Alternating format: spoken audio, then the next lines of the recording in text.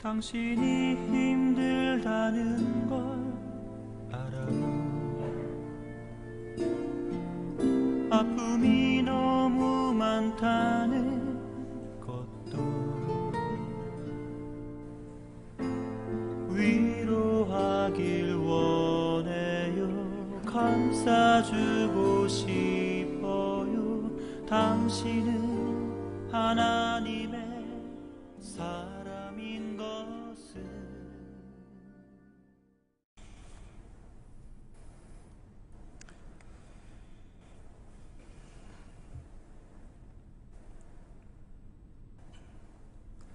우리 하나님께 예배드리러 나오신 여러분 모두를 우리 주님의 이름으로 환영하고 또 축복합니다.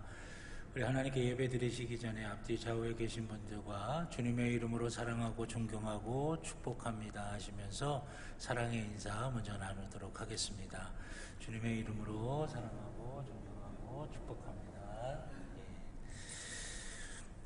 다 같이 마음을 하나님께로 모으시고 다 자리에서 일어나셔서 임내찬송 36장 하나님께 찬양 드리도록 하겠습니다.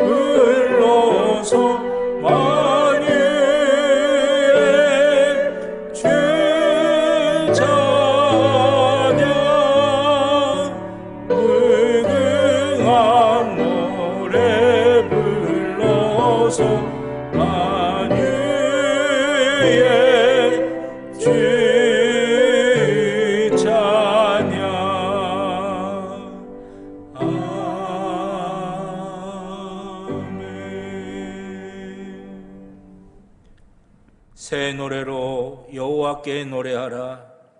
온 땅이여 여호와께 노래할지어다. 아멘. 하나님 앞에 우리의 죄를 다 같이 고백하시겠습니다. 사랑이 많으신 하나님 아버지, 지난 한 주간 하나님의 말씀과 뜻을 저버리고 완악한 마음으로 죄악 중에 살았던 저희를 용서해 주옵소서. 저희는 요나처럼 하나님께서 주신 전도의 사명을 버리고 정반대로 가는 배를 타고자 했습니다.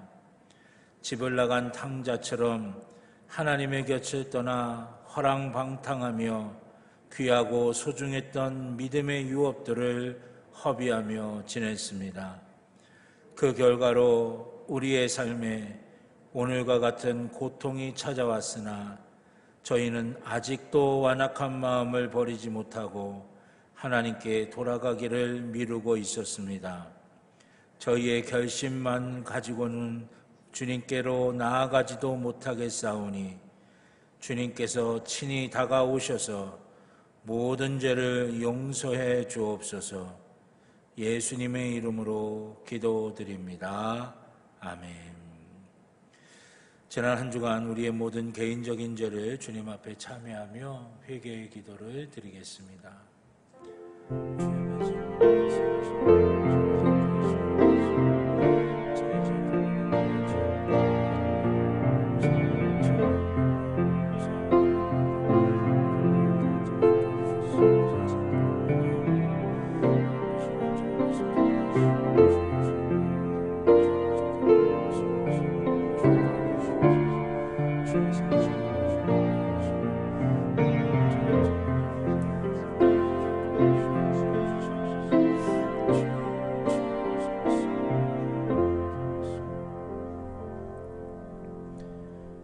우리를 용서하시는 하나님의 말씀을 들으시기 바랍니다. 내가 높고 거룩한 곳에 있으며 또한 통회하고 마음이 겸손한 자와 함께 있나니 이는 겸손한 자의 영을 소생시키며 통회하는 자의 마음을 소생시키려 함이라. 아멘. 교독문 27번 시편 51편의 말씀을 교독하시겠습니다.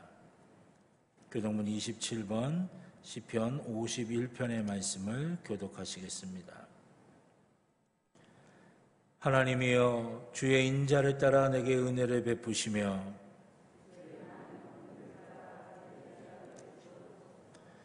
나의 죄악을 말갛게 씻으시며 나의 죄를 깨끗이 제하소서.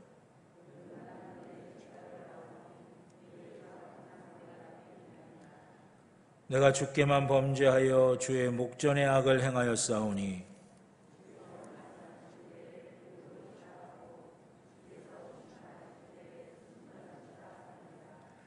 내가 죄악 중에서 출생하였으며 우슬초로 나를 정결하게 하소서. 내가 정하리이다.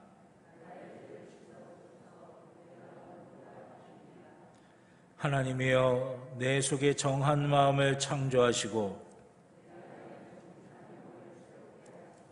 아멘. 사도신경으로 우리의 신앙을 고백하시겠습니다. 나는 전능하신 아버지 하나님 천지의 창조주를 믿습니다. 나는 그의 유일하신 아들 우리 주 예수 그리스도를 믿습니다.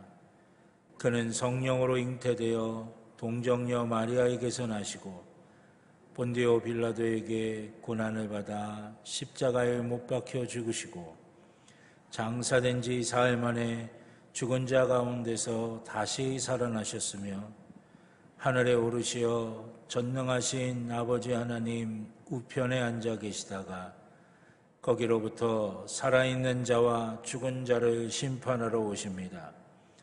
나는 성령을 믿으며 거룩한 공교회와 성도의 교제와 죄를 용서받는 것과 몸의 부활과 영생을 믿습니다.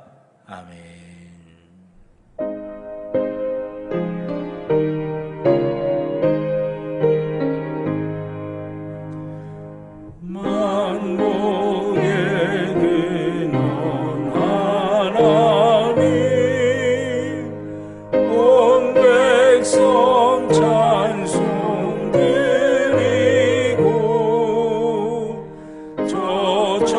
천사여 찬송하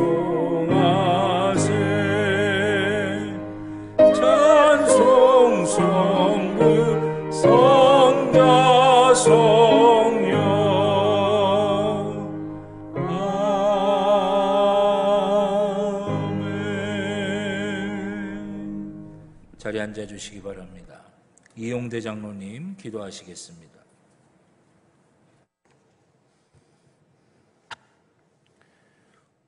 다 함께 기도드리겠습니다.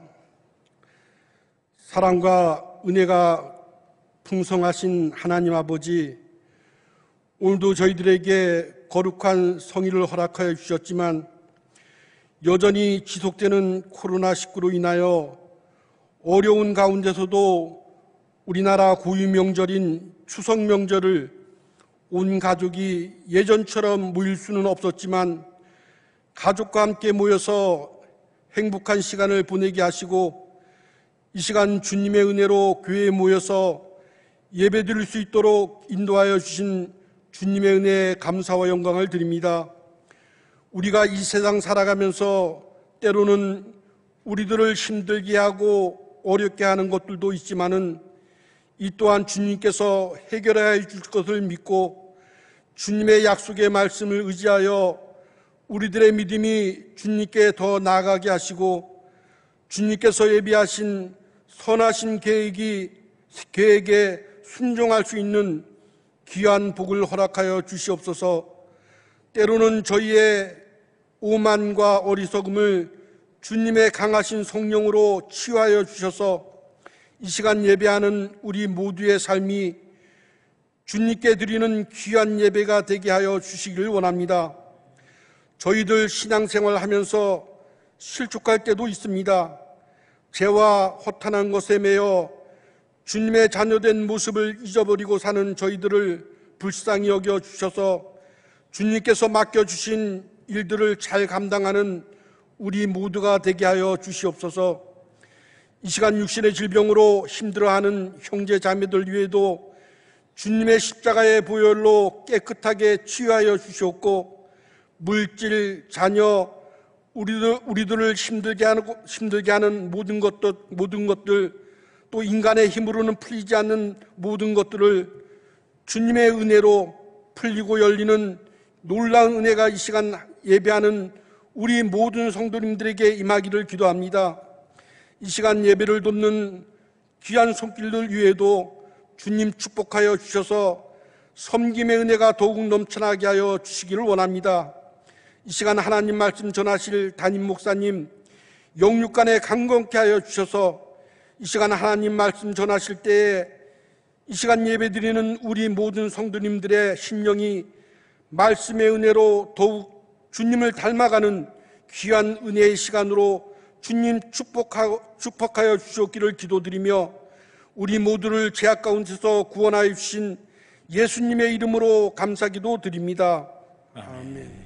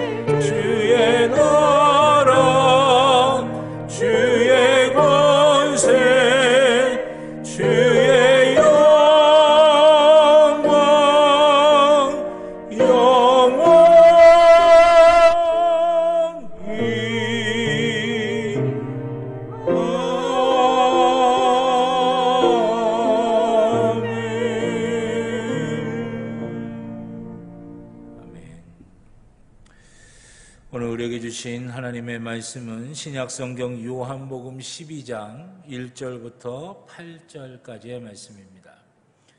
신약성경 167쪽입니다.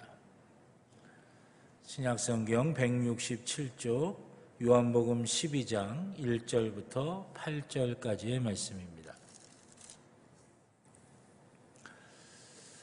요한복음 12장 1절부터 8절, 제가 한 절, 여러분들이 한 절 교독하시고 마지막 8절의 말씀은 함께 봉독하겠습니다.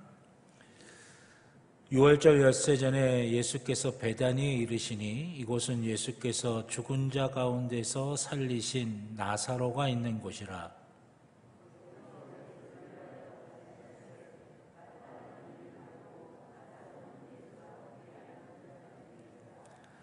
마리아는 지극히 비싼 향유 곧 순전한 나드 한 근을 가져다가 예수의 발에 붓고 자기 머리털로 그의 발을 닦으니 향유 냄새가 집에 가득하더라.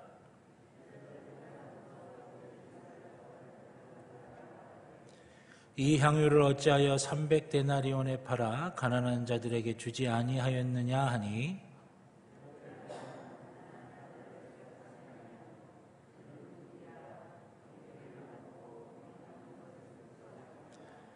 예수께서 이르시되 그를 가만두어 나의 장례할 날을 위하여 그것을 간직하게 하라.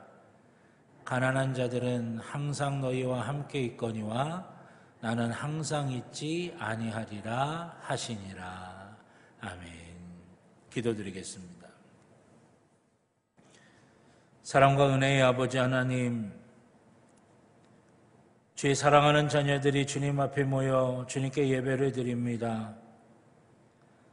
살아계신 하나님께서 이곳에 성령 하나님으로 함께하여 주셔서 우리의 영혼과 마음과 육신과 우리의 삶의 모든 것들을 만져주시사 병들고 연약한 것 고쳐주시고 강건케 되게 하여 주시고 부족하고 모자란 것 넘치도록 채워주시며 두려워하는 것들 담대함으로 승리할 수 있도록 인도하여 주실 줄로 믿습니다. 은혜 받는 시간 되게 하시고 능력 받는 시간 되게 하시고 복 받는 시간이 되게 하여 주시옵소서. 하나님의 선하신 역사가 우리 가운데 충만하게 임하게 하여 주시며 아버지 하나님의 은혜를 경험하고 가지고 나온 모든 기도의 제목들이 응답받는 귀한 역사가 임하는 시간이 되게 하여 주시옵소서. 주의 말씀 앞에 섭니다. 부족한 종의 입술에 성령의 기름을 부으시사 사람의 말이 아닌 하나님의 말씀이 되게 하여 주시고 살아가는 성도들의 심령마다 함께하여 주셔서 하나님의 말씀이 하나님의 말씀으로 들려지는 귀한 복과 은혜가 있게 하여 주시옵소서. 감사드리며 예수님의 이름으로 기도드렸습니다. 아멘. 할렐루야, 할렐루야. 예배하신 하나님의 은혜와 복이 오늘 예배드리는 우리 모두 가운데 충만하게 임하실 줄로 믿습니다. 하나님의 복과 은혜로 승리하시는 귀한 우리 모두가 되기를 주님의 이름으로 축원합니다.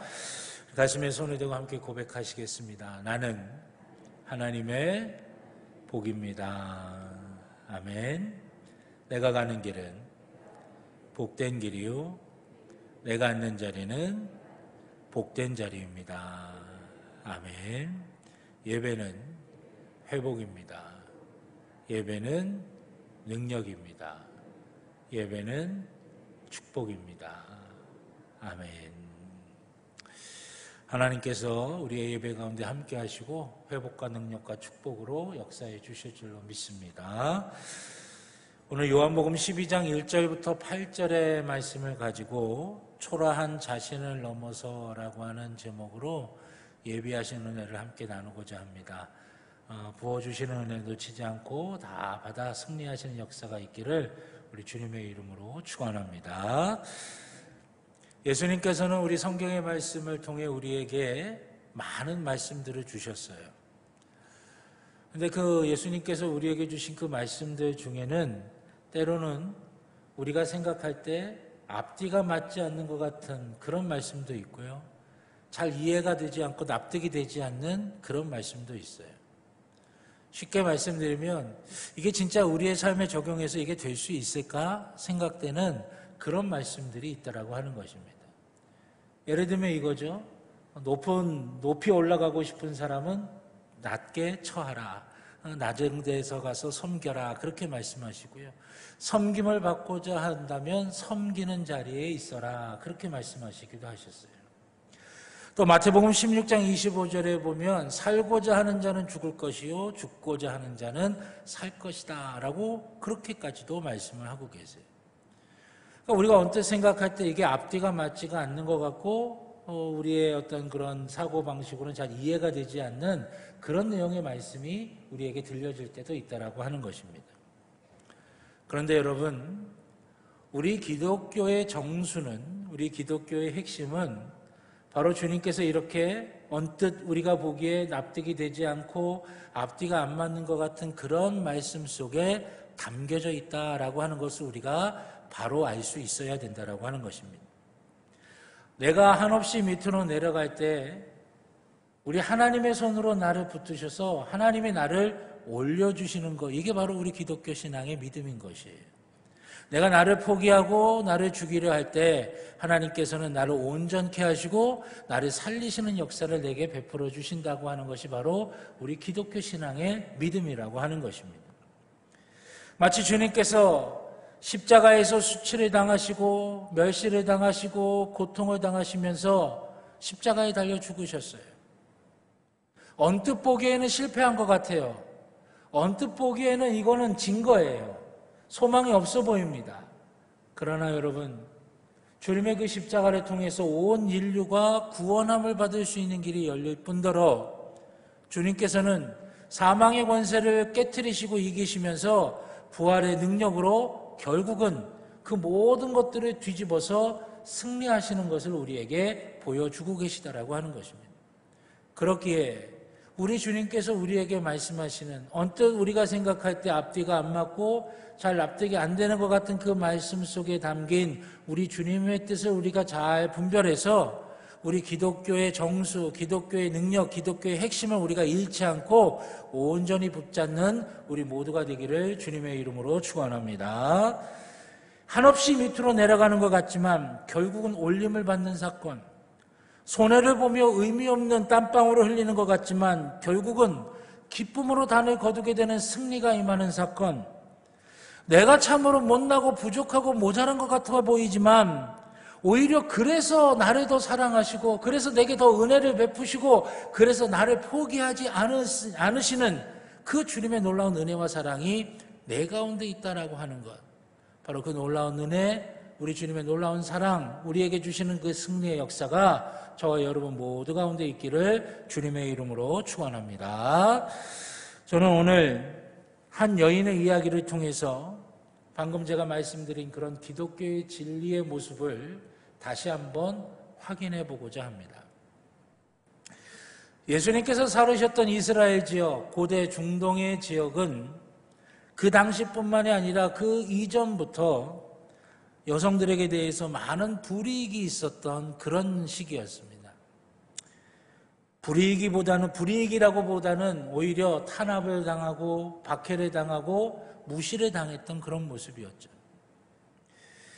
사회적으로 크게 인간적인 대우를 받지 못하는 경우도 많이 있었고 어떤 권리도 누리지 못하는 때가 많이 있었습니다. 심지어는 유대인 남자들은 기도할 때 이렇게도 기도했다고 합니다. 감사의 기도의 내용 가운데 하나님, 내가 여자로 태어나지 않게 해주신 것 감사합니다. 이렇게까지 기도할 정도였으니까 얼마나 많은 탄압과 박해와 억울한 일이 많았겠는가를 우리가 유추해 볼 수 있다고 하는 것이죠. 그러나 여러분, 이런 시대적인 상황과 또 이런 열악한 환경 속에서도 하나님을 믿고 하나님을 따르면서 하나님의 위대한 일을 감당하고 그래서 하나님께 영광 돌리는 수많은 우리 여성 믿음의 선배들이 많았었음을 우리가 기억해야 되는 것입니다. 구약의 시대에는 에스더, 드보라, 룻 등이 있었고요. 신약으로 오게 되면 예수님의 육신의 어머니인 마리아와 또 오늘 본문에 나오는 그 마리아와 마르다, 또 막달라 마리아, 또 빌립보 교회를 세운 루디아라고 하는 여인, 수많은 여성의 믿음의 사람들이 하나님의 놀라운 일들을 감당하고 있는 것을 우리가 살펴볼 수가 있다고 하는 것이에요. 이렇게 많은 여성의 이야기들 속에 오늘 본문에 나오는 마리아의 이야기, 마리아의 모습은 우리에게 많은 은혜와 감동을 줍니다. 아마 여러분들 잘 알고 계실 것입니다.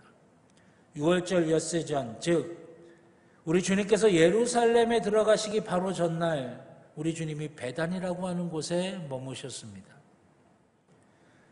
그 베단이라고 하는 곳에 머물 때에 이 마리아가 아주 비싼 향유를 가지고 예수님의 발에 붓고 자신의 머리털로 그 발을 씻는 그런 사건이 벌어지게 됩니다. 예수님과 함께 그 방 안에 있었던 사람들은 모두가 다 충격이었어요. 있을 수 없는 일이거든요. 그 당시 그 향유라고 하는 게 얼마나 귀한 것인데 그것을 예수님의 발에 붓고 자기의 머리털로 예수님의 발을 닦는 그런 사건이 벌어지니 모두가 다 깜짝 놀라고 아연실색할 수밖에 없었던 것이었어요. 그런데 시간이 지나면서 그렇게 깜짝 놀랐던 사람들이 이제는 그 여인을 향해 비방하기 시작합니다. 손가락질하기 시작하는 거예요. 그거 팔아다가 가난한 사람 나눠줬으면 얼마나 좋았겠느냐, 그렇게 이야기하는 거예요. 그 방 안의 공기가 그렇게 바뀌어져감을 인지하신 예수님께서 그 여인이 행한 일이 무슨 의미인지를 말씀해 주십니다. 그것이 뭐냐면 예수님께서 당신의 죽음을 그 여인이 준비하고 있는 것이다 라고 그렇게 말씀을 하고 계세요. 당신의 죽음이라고 하는 것이 무엇입니까? 그것은 창세 때부터 인류를 구원하시려고 하시는 하나님의 원대한 계획, 구원의 역사가 이제 이루어지는 그 일을 그 여인이 준비하고 있었다라고 하는 것이에요. 주님의 십자가에서 달려 죽으실 그 죽음을 그 여인이 준비하고 있었다고 하는 것입니다. 저는 말씀을 묵상을 하다가 한 가지 의문이 들었어요. 도대체 이 마리아라고 하는 여인이 어떤 여인이었기에 하나님께서 인류를 구원하시려고 하는 그 엄청난 사건, 예수님의 그 십자가의 놀라운 사건, 그 사건의 시작이 되는 예수님의 죽으심을 준비하는 일을 이 여인이 맡아서 할 수 있었을까? 도대체 이 여인이 누구길래 예수님의 죽음을 준비하는 일을 주님께서 맡기실 수가 있었을까? 여러분, 죽음이라고 하는 것이 인간이 가장 두려워하는 일 아닙니까? 가장 무서워하는 일이에요. 그래서 대부분 자기의 죽음을 준비시키는 일은 자기가 제일 신뢰하고 믿고 또 자기가 제일 소중히 여기고 사랑하는 사람에게 맡기는 일이죠. 저도 이제 목회를 하면서 많은 이제 그 죽음을 맞이하게 됩니다. 죽음을 보게 돼요. 성도님도 함께 신앙생활 하다가 이제 하나님께서 부르셔서 임종을 맞이하실 때 되면 이제 가서 제가 기도도 해드리고 또 장례 예배도 이제 주관을 하게 됩니다. 제가 그 가운데 그 잊을 수 없는 임종이 있었어요. 그게 뭐냐면 첫 목회지였는데 집사님 한 분이 이제 연세가 많으셔서 소천하실 때가 됐어요. 위독하시다고 하는 연락을 받고 이제 대구로 찾아갔습니다. 찬송도 부르고 예배도 드리면서 구원의 확신 또 천국의 확신을 다시 한번 이제 확신하고 이제 그런데도 좀 불안하신 거예요. 그래서 제가 손을 꼭 잡고 집사님 걱정하지 마세요. 집사님 가 계시면 제가 이제 뒤따라 가게 될 거예요. 그렇게 말씀을 드렸더니 그 집사님 그래요? 그러면 목사님 제가 먼저 가 있을 테니까 목사님 빨리 오세요. 그러시는 거예요. 20년이 넘었는데 아직 안 가고 있습니다. 그런 다음에 그 집사님이 제가 이렇게 말씀하신 거예요. 목사님, 저 죽으면, 저 하나님이 데려가시면 꼭 목사님 예배드리고 기독교식으로 목사님이 꼭 장례해 주셔요. 왜냐하면 그분 자녀들이 신앙생활 안 하는 분들이 있었거든요. 그러니까 불안하신 거예요. 평생 신앙생활 해오셨는데 이제 그 장례도 기독교식으로 예배드리면서 하고 싶은데 그렇게 되지 못할까 봐 저한테 다시 한번 말씀하시는 거예요. 그래서 제가 걱정하지 마세요. 그러고선 소천하신 다음에 예배 드리면서 은혜롭게 장례의 모든 과정을 마치게 됐어요. 자기의 죽음을 여러분 아무한테나 맡기지 않죠. 자기의 죽음의 준비를 그냥 누구에게나 그냥 아무렇지 않게 그냥 맡길 수가 없는 거예요. 가장 믿고 신뢰하고 가장 사랑하는 사람에게 맡긴다고 하는 것이죠. 주님께서 이 마리아라고 하는 여인에게 당신의 죽음을 맡기신 이유가 뭘까? 제가 그것을 좀 살펴보냐고 마태, 마가, 누가, 요한복음 그 사복음서의 내용을 좀 살펴봤습니다. 그랬더니 주님께 향유를 부은 사건이 마태복음, 마가복음, 누가복음, 요한복음, 사복음서에 다 나오더라고요. 마태복음 26장 6절부터 13절에도 나오고요. 또 마가복음 14장 3절부터 9절에서도 나옵니다. 또 누가복음 7장 36절에서부터 50절까지에서도 나오고요. 또 오늘 읽은 본문인 요한복음 12장 1절부터 8절까지에도 나옵니다. 각각 주님에게 향유를 부은 사건의 이야기가 기록되어져 있어요. 그 이야기의 전체적인 흐름은 마태, 마가, 누가, 요한복음, 사복음서가 동일합니다. 예수님께서 어느 집에 들어가셨고 그 집에서 사람들과 이야기를 나누는데 어느 한 여인이 와서 예수님께 향유를 붓습니다. 그리고 자기의 머리카락으로 예수님을 깨끗하게 닦아드려요. 사람들이 놀래고서는 나중에 그 여인을 향해서 비방하고 책망을 합니다. 그러자 예수님께서 그 여인을 위해서 변호도 해주시고 또 그 여인이 행한 의미가 무엇인지 그것도 말씀해 주시고 그렇게 하고 끝이 나요. 그러니까 마태, 마가, 누가, 요한복음에 나타나는 어떤 흐름은 다 대동소이합니다. 그런데 자세히 살펴보면 틀린 게 있어요. 다른 게 있어요. 마태, 마가, 누가, 요한복음에 똑같이 나오지만 조금 더 자세하게, 조금 더 안으로 들어가서 살펴보면 다른 부분이 있어요. 특히 마태, 마가, 요한복음과 누가복음이 조금 달라요. 마태, 마가, 요한복음은 동일합니다. 근데 누가복음은 조금 다른 부분이 있어요. 그 다른 부분이 세 가지가 있는데 첫 번째는 뭐냐? 시기적으로 달라요. 시간적인 차이가 있다라고 하는 것입니다. 누가복음은 예수님께서 예루살렘 성에 들어가시기 한참 전에 일어난 사건이에요. 누가복음에 나오는 예수님께 향유를 부은 사건은 예수님께서 이제 예루살렘에 들어가셔서 십자가를 지시기 위해 들어가시기 한참 전에 일어난 사건이에요. 그런데 마태, 마가, 요한복음은 어느 때냐? 예루살렘에 들어가시기 바로 전이에요. 그러니까 시기적으로는 누가복음 7장이 먼저고 그 다음에 마태, 마가, 요한복음이 그 나중에 일어난 일이라고 하는 것이죠. 두 번째로는 향유를 부은 여인을 지칭하는 말이 달라요. 누가복음 7장에서는 향유를 부은 여인을 뭐라고 지칭을 하냐면 죄 많은 여인이라고 지칭을 해요. 근데 마태, 마가, 요한복음에는 오늘 보면 요한복음에 아예 딱 마리아라 그렇게 이야기하고 있죠.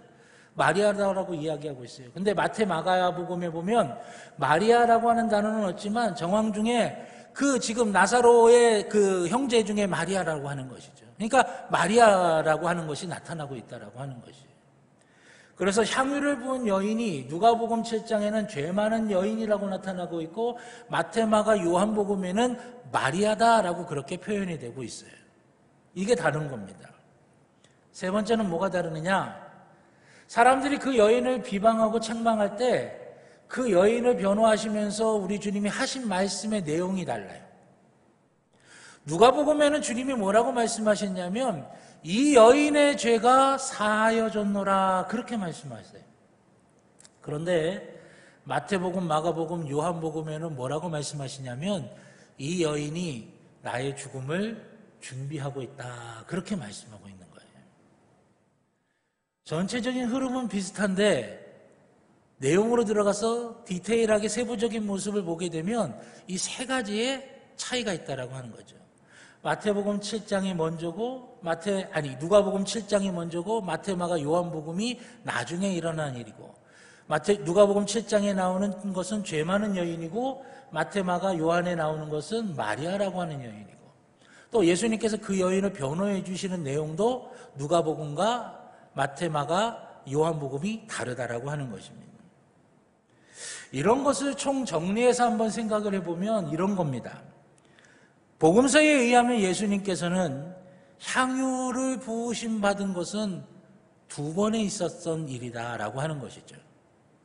한 번은 첫 번째는 누가복음 7장에 나오는 예루살렘에 들어가시기 한참 전에 죄 많은 여인이라고 불리는 여인에게 향유를 부으심 받은 거예요. 두 번째는 예루살렘에 들어가시기 바로 전에 마리아를 통해서 향유를 받으신 것입니다. 그렇다면 이 누가복음 7장에 나오는 죄 많은 여인이라고 일컬어졌던 이 사람이 도대체 과연 누구일까? 눈물을 흘려가며 예수님의 발을 닦고 향유를 부었던 이 여인이 과연 죄 많은 여인이라고 불려졌는데 이 여인이 도대체 누구일까? 지금 우리에게는 두 가지 해결해야 될 문제가 있습니다. 첫째는 앞에서 말씀대로 왜 예수님께서 마리아에게 당신의 죽음을 맡기셨는가 하는 것이고요. 두 번째는 누가복음 7장에 나오는 이 죄 많은 여인이 과연 누군가라고 하는 것입니다. 먼저 공식적으로 이름이 나와 있는 이 마리아에 대해서 찾아보기 시작했습니다. 복음서에 이 마리아에 대한 이야기가 어디에 나와 있는가 찾아봤더니 누가복음 10장 38절로 42절에 보면 마르다와 마리아의 이야기가 나옵니다. 여러분 우리가 잘 아는 대로죠. 마르다가 열심히 예수님한테 음식 대접하냐고 일하고 있어요. 그런데 마리아는 예수님 무릎 앞에 앉아서 예수님이 하시는 말씀을 그 앞에서 경청하고 있었던 거예요. 이랬던 마르다가 화가 나가지고 예수님한테 따집니다. 쟤 좀 야단치세요. 나 혼자 일하고 있는데 와서 도와주지도 않잖아요. 뭐 하시는 거예요? 그렇게 따져요. 그때 예수님께서 얘는 좋은 편을 택했으니까 그냥 냅둬 라고 그렇게 말씀하고 계신 거예요. 여기에 나오는 마르다와 마리아예요. 여러분 성경에 마리아가 많이 나오니까 헷갈리시면 안 됩니다. 마르다의 자매인 마리아에 대한 이야기예요. 이게 누가복음 10장에 나오는 마리아의 이야기고요. 또 한 번이 나오는데 그게 요한복음 11장에 죽은 나사로를 살리실 때 이 마리아가 나타납니다. 이제 죽은 나사로를 주님께서 살리시는데 그 누이들인 마르다와 마리아가 그 본문에 나와요. 그런데 제가 이 요한복음 11장의 말씀을 보다가 한 가지 중요한 사실을 발견하게 됩니다. 여러분 요한복음 11장 2절로 한번 가보세요. 11장 2절에 보니까 뭐라고 말씀하시냐면 자 11장 2절입니다. 이 마리아는 향유를 주께 붓고 머리털로 주의 발을 닦던 자요 병든 나사로는 그의 오라버니더라. 이 마리아는 향유를 주께 붓고 머리털로 주의 발을 닦던 자예요.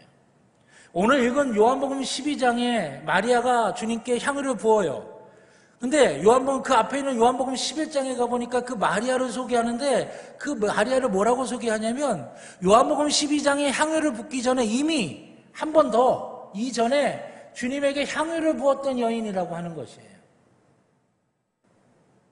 그러니까 마리아는 두 번 향유를 부은 거예요, 주님께. 요한복음 11장의 마리아에 대한 소개처럼 이전에 이미 주님께 향유를 부었던 여인이에요.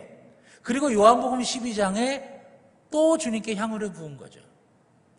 자, 그러면 복음서에 총 두 번 주님께 향유를 부은 사건이 일어나는데 이전에 마리아가 향유를 부었다는데 그게 어느 거예요? 누가복음 7장에 나오는 그 죄 많은 여인, 그 죄 많은 여인이 주님께 향유를 부었을 때 그 죄 많은 여인이 바로 마리아라고 하는 것입니다. 그러니까 여러분 이런 거예요. 주님께서 복음서를 통해서 살펴볼 수 있는 건 총 두 번의 향유 부으심을 받았는데 첫째 누가복음 7장에 나오는 죄 많은 여인, 또 오늘 읽은 요한복음 12장에 나오는 마리아예요. 그런데 이 마리아는 오늘 요한복음 12장에서만 주님께 향유를 부은 게 아니라 그 전에도 주님께 향유를 부었던 적이 있었다. 성경이 그렇게 표현하고 있거든요. 그럼 그게 어디겠어요? 누가복음 7장이죠. 바로 그 죄 많은 여인이라고 성경이 표현했던 그때 그 마리아라고 하는 것이에요. 마리아는 두 번 주님께 향유를 부은 겁니다. 한 번은 죄 많은 여인이라고 하는 이름으로, 또 한 번은 이게 재밌어요. 마리아라고 하는 이름의 뜻이 뭐냐? 높다라고 하는 뜻이에요. 죄 많은 여인으로 한 번 향유를 부었고 높다라고 하는 이름 마리아라고 하는 이름으로 향유를 부은 거예요. 여러분, 마리아의 첫 번째 향유 부음과 두 번째 향유 부음은 많은 차이가 있습니다. 예수님께서 첫 번째 향유를 부었던 그 마리아를 향해서는 뭐라고 말씀하시냐면 네 죄가 용서함을 받았어 라고 그렇게 말씀하셨어요. 누가복음 7장에 나와 있는 마리아는 죄 많은 여인이라고 묘사되어 있어요. 죄의 문제가 해결되어지는 여인이었어요. 사람들이 그를 향해 손가락질했던 여인이라고 하는 거예요. 이 죄 많은 여인이라고 하는 표현은 뭐냐면 어떤 의미가 있냐면 방탕한 여인이다 라고 하는 표현이에요. 쉽게 이야기하면 이겁니다. 어머니가 자기 딸한테 야 너는 저런 여자 돼서는 안 돼 라고 그렇게 손가락질하면서 가리켰던 여인이에요. 이 죄 많은 여인이죠.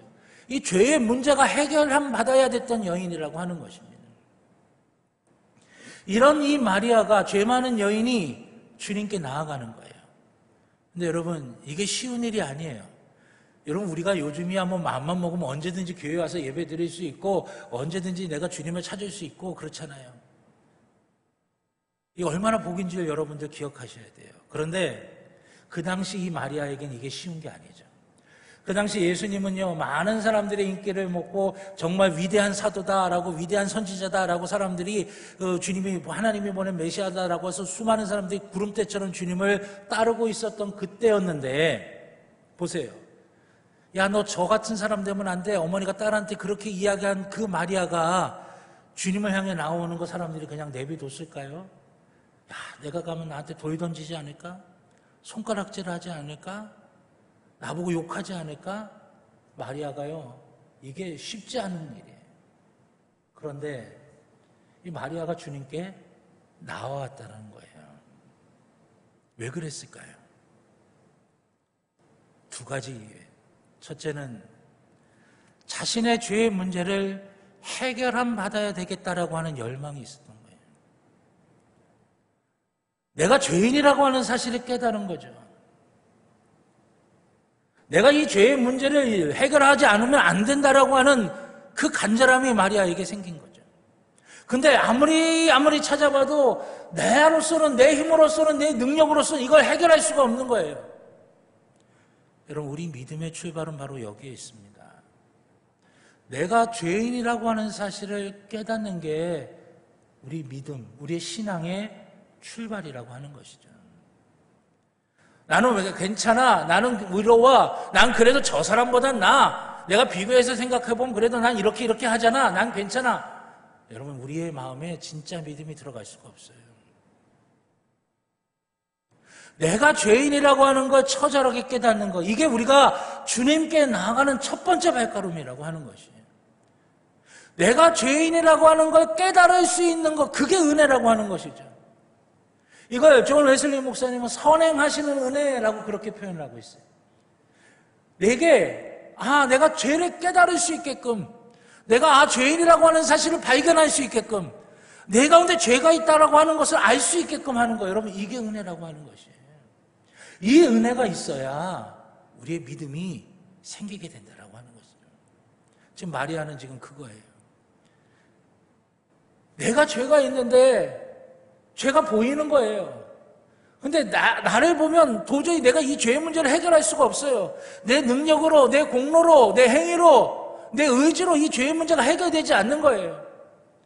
여러분, 그것 때문에 애통하는 거, 이게 팔복이 말씀하시는 애통함이에요. 그것 때문에 어쩔 줄 몰라 하는 거, 이게 팔복이 말씀하시는 마음이 가난한 자가 복이 있다고 하는 거예요. 여러분, 그게 있어야 신앙의 길에 들어갈 수가 있다라고 하는 거죠. 마리아가 가지고 있었던 두 번째는 뭐냐? 주님이 답이구나. 주님께로 가야 살 수 있구나. 사람들이 조롱하고 사람들이 나에게 손가락질을 해도 상관없어요. 내가 살 수 있는 길이 거기니까 주님한테 가는 거예요. 주님한테 나 좀 네 죄의 문제 해결해 달라고, 내가 이거 어찌할 수 없는 내 공로나 내 의지나 내 어떤 것으로도 해결 안 되는 이 죄의 문제 해결 좀 해달라고 주님 앞에 나오는 거예요. 그래서 주님은 마리아에게 네 죄가 사하여졌다, 그렇게 말씀하신 거예요. 저는 누가복음 7장과 오늘 본문 요한복음 12장의 말씀을 통해서 앞에서 제기했던 질문, 왜 예수님께서 자신의 죽음을 마리아가 준비하도록 하셨을까? 그것에 대한 답을 찾았습니다. 설교 앞부분에서 말씀드렸듯이 기독교 진리의 정수, 기독교 진리의 핵심은 우리가 언뜻 생각할 때 앞뒤가 되지 않고 이해가 되지 않고 납득이 되지 않는 그 주님의 말씀 속에 담겨져 있다고 말씀드렸어요. 십자가에 달려서 죽으신 예수가 승리하신 예수가 되는 거예요. 죽은 예수가 사망의 권세를 깨트리시고 부활하신 예수가 되는 거예요. 마찬가지입니다. 내가 죄인인데 내가 내 죄의 문제를 해결할 수 없는데 그렇게 어쩔 줄 몰라 하던 그 죄 많은 여인이 주님이 나의 죄를 해결할 수 있다라고 하는 그 믿음으로 그 모든 난관을 뚫고 주님께로 나아간 것. 그래서 그 죄 많은 여인이 높다라고 하는 마리아로 주님의 죽음을 준비할 수 있는 그 영광스러운 자리에 들어갈 수가 있게 됐다라고 하는 것이죠. 여러분, 이 말씀이 우리에게 보여주고 계신 것이 뭐예요? 주님이 우리를 그렇게 사랑하신다라고 하는 거예요. 우리는 간혹 내가 너무 부족해서 주님의 신앙생활 이거 제대로 할 수 있겠어? 내가 너무나 부족하고 내가 너무나 모자라는 것 때문에 움츠러듭니다. 내 가정이 부족하고 내 가정이 모자라는 것 때문에 자신 없어요. 내 자녀들이 부족한 거, 내 직장이 부족한 거, 내게 있는 연약함과 부족함, 부끄러움, 추함, 그런 것들 때문에 우리가 자꾸만 움츠러들 때가 있어요. 나 같은 게 무슨 신앙생활 할 수 있고 나 같은 게 뭘 어떻게 할 수 있겠어? 자꾸만 이렇게 생각하기 쉬워요. 그러나 여러분, 우리 주님은 그런 우리를 싫다하지 아니하세요. 오히려 그것 때문에 아파하고 그것 때문에 간절해지고 그것 때문에 주님을 더욱더 갈망하는 우리를 기뻐하신다라고 하는 것이에요. 집 나간 탕자가 돌아올 때 그 아버지가 버선발로 뛰어나가서 그 아들을 얼싸안고 가락지를 끼우고 새 옷으로 갈아입히고 동네 사람들을 다 불러서 잔치를 베풀었던 것처럼 우리가 나는 가망이 없지만 내가 주님만이 나의 소망입니다 하고 주님께로 내가 돌이키기 시작할 때 하나님께서는 우리에게 달려나오셔서 우리를 얼싸안고 잘 왔다, 잘 왔다. 가락지를 끼워주시고 옷을 새 옷으로 갈아입히시고 살진 송아지를 잡아 동네 사람들 다 불러 모아 잔치를 베푸신다라고 하는 것입니다. 우리 주님이 그런 분이에요. 주님께서 뭐라고 말씀하셨어요? 건강한 자에게는 의원이 쓸데없고 병든 자에게라야 의원이 쓸데있느니라. 여러분, 이게 육신의 건강함, 육신의 병든거 그걸 의미하는 게 아니에요. 내 영혼이 병들었다고 하는 것, 내가 죄 가운데 있다는 걸 깨닫는 사람만이 주님이 나의 구원자가 되시는 거죠. 주님이 아무리 육신의 몸을 입고 이 땅에 오셔서 구원자가 되셨어도요, 나는 의인이야, 나는 죄가 없어 라고 하는 사람하고는 상관이 없는 거예요. 그런데 내가 죄인이야, 이 죄의 문제를 내가 해결할 수 없어, 그런 갈망이 있는 사람들, 그런 간절함이 있는 사람들, 그래서 주님을 향하는 그런 사람들에게 주님은 구원자가 되시고 구세주가 되시며 하나님의 선한 것들로 우리를 채워주시는 놀라운 역사와 축복을 허락해 주신다라고 하는 것이에요. 그래서 그 마리아에게 죄 많은 여인으로 나왔지만 그래서 주님을 붙들었는데 주님이 내 죄가 사하여졌도다. 우리 기독교 신앙의 가장 핵심, 가장 본질, 가장 중요한 것을 온몸으로 다 보여준 그 마리아에게 주님의 죽으심을 준비시켰다라고 하는 거예요. 베드로가 주는 그리스도시요 살아계신 하나님의 아들이십니다라고 하는 그 고백 위에 주님의 교회를 세우시겠다고 말씀하신 것처럼 그 여인의 그런 믿음의 여정 통해 주님은 당신의 죽으심의 진정한 의미가 그 여인을 통해 나타날 수 있기에 이 여인이 행한 일이 복음이 들어가는 곳마다 기억될 것이다 라고까지 말씀하고 계셨다라고 하는 거예요. 사랑하신 여러분, 우리 주님은 우리가 잘나서 우리를 좋아하시는 게 아닙니다. 우리가 능력이 많아서 우리를 인정하시는 게 아니에요. 내가 죄인이구나, 근데 내가 내 이 죄 문제를 해결할 수 없어. 그래서 주님을 향해 목마른 사슴이 시냇물에 갈급하듯이 갈망하는 것, 그걸 기뻐하시고 주님의 손으로 그런 자들을 싸매시고 만져주셔서 온전케 하시고 주님의 손으로 높여주시고 주님의 죽음을 준비할 수 있는 자리까지, 영광스러운 그 자리까지 주님이 만들어 주신다라고 하는 것이에요. 사랑하신 여러분, 우리 모두가 그 자리에 설 수 있기를 바랍니다. 우리 모두가 이 마리아처럼, 마리아가 주님의 죽으심을 준비했던 것처럼 주님의 큰 일, 위대한 일, 아름다운 일, 복된 일, 주님이 우리에게 기뻐하시는 그 일들을 우리 모두가 감당하는 귀하고 놀라운 은혜가 저와 여러분 모두 가운데 있기를 우리 주님의 이름으로 축원합니다. 기도하겠습니다. 사랑과 은혜의 아버지 하나님, 저희들을 붙들어 주셔서 아버지 하나님, 주님의 놀라우신 은혜 가운데에 아버지 하나님과 깊은 관계 속에서 주님 붙들고 주님을 향해 더욱더 갈망하여서 우리의 초라한 모습을 뛰어넘어 하나님의 놀라운 역사를 이루는 귀한 모습으로 변화되게 하여 주시옵소서. 죄 많은 여인이 높다라고 하는 마리아로 주님의 죽으심을 준비할 수 있었던 것처럼 복음의 정수가, 복음의 진리가 우리 속에 면면히 흐르게 하여 주시옵소서. 허탄한 것 같고 거짓된 것 같고 이것이 복음이라고 어리석게 외치지 아니하게 하시고, 내가 죄인이고 죄인인 나를 구원하실 수 있는 분은 주님밖에 없다라고 하는 그 믿음으로 아버지 하나님을 향해 간절하고 갈급해지게 하여 주셔서 늘 겸손하고 늘 하나님의 영광을 드러내는 귀한 믿음의 역사가 우리 모두 가운데 있게 하여 주시옵소서. 주님이 함께하여 주시고 붙들어 주실 줄로 믿고 감사드리며 예수님의 이름으로 기도드렸습니다. 아멘. 감사합니다. 우리 찬송가 263장 찬양하시면서 드리신 예물 하나님께 봉헌하시겠습니다. 마지막 절은 다 일어나셔서 찬양하시겠습니다.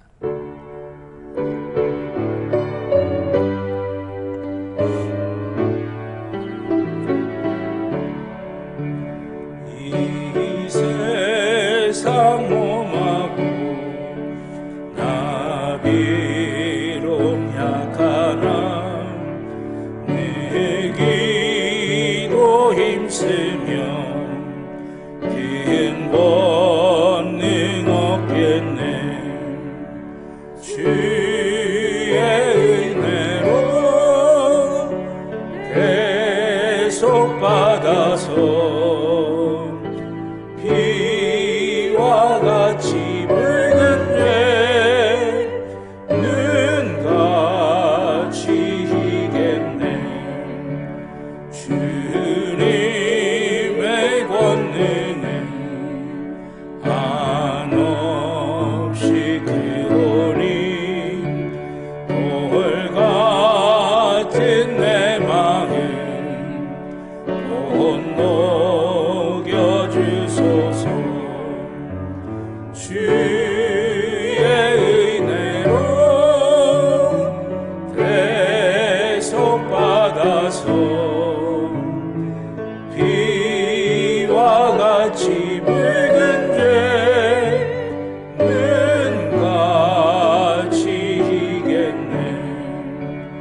내 마음이 약하여 내일 넘어지오니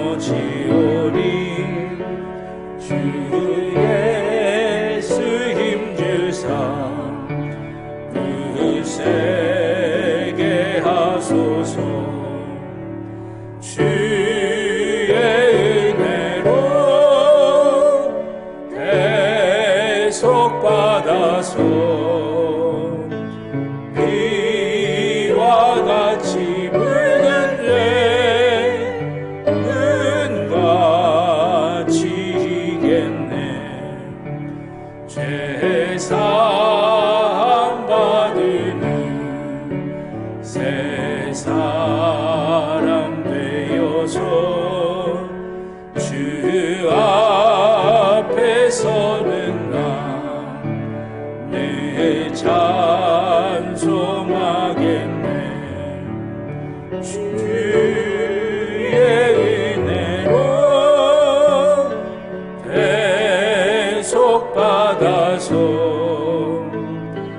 비와 같이 붉은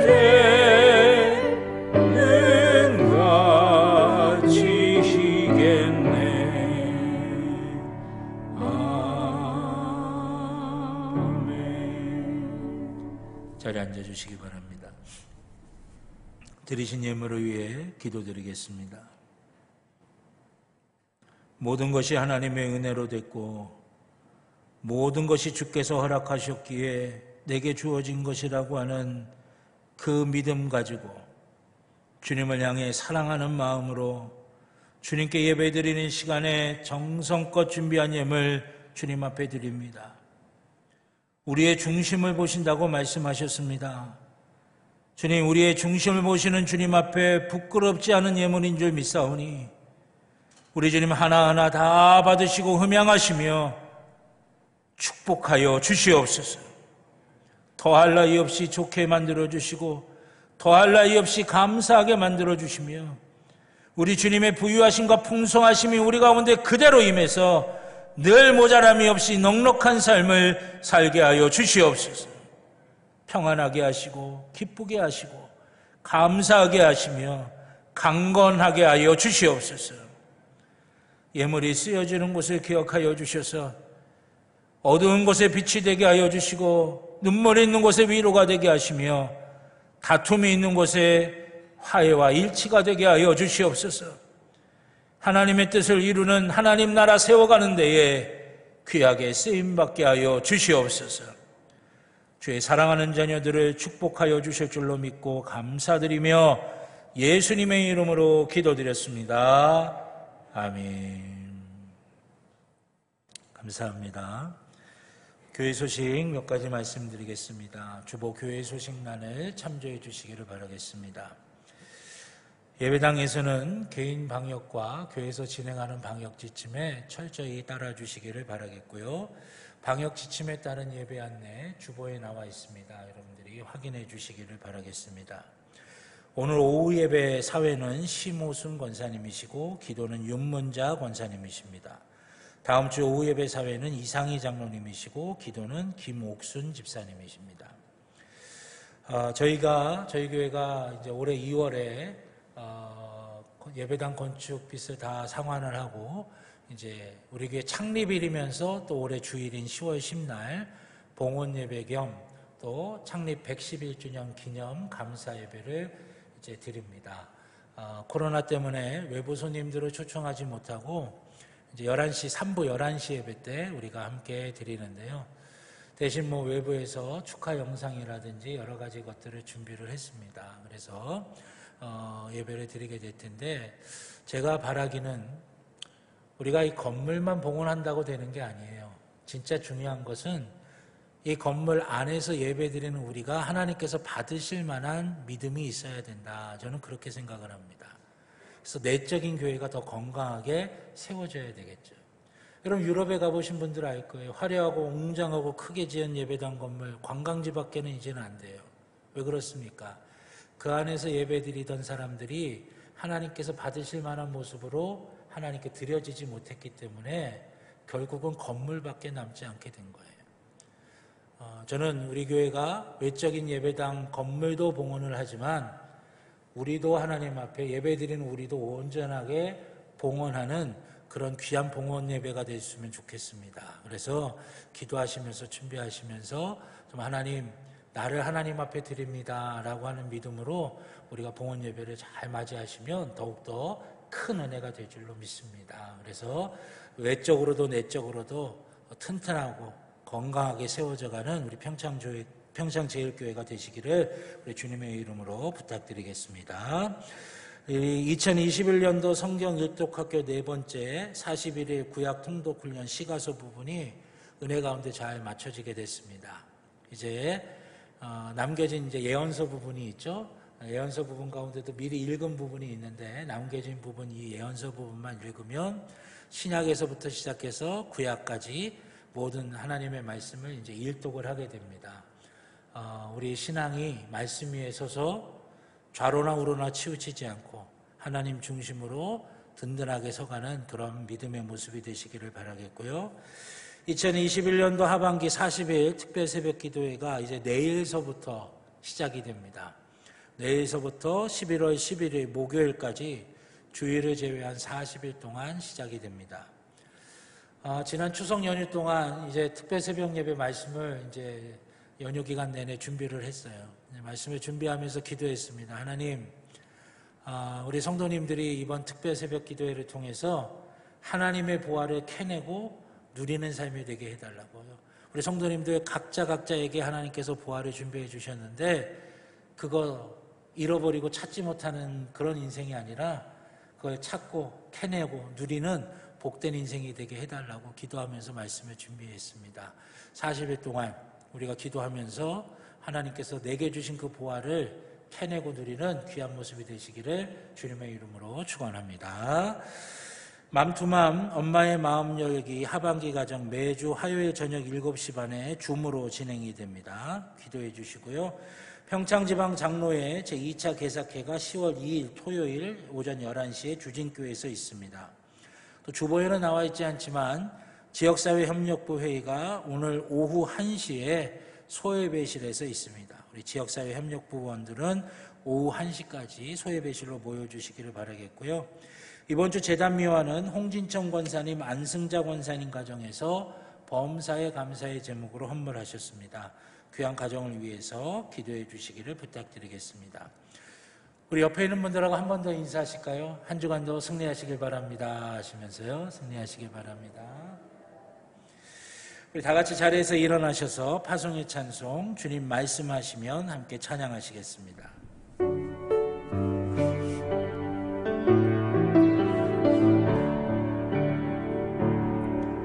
주님 말씀하시며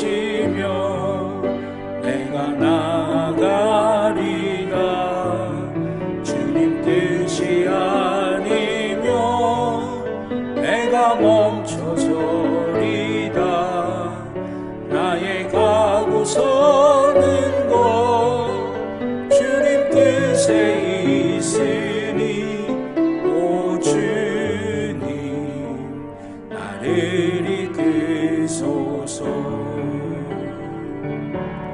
뜻하신 그곳에 나 있기 원합니다. 이끄시는 대로 순종하며 살리니 연약한 내 영혼 통하여 일하소서. 주님 나라와 그 뜻을 위하여 오 주님 나를 이끄소서.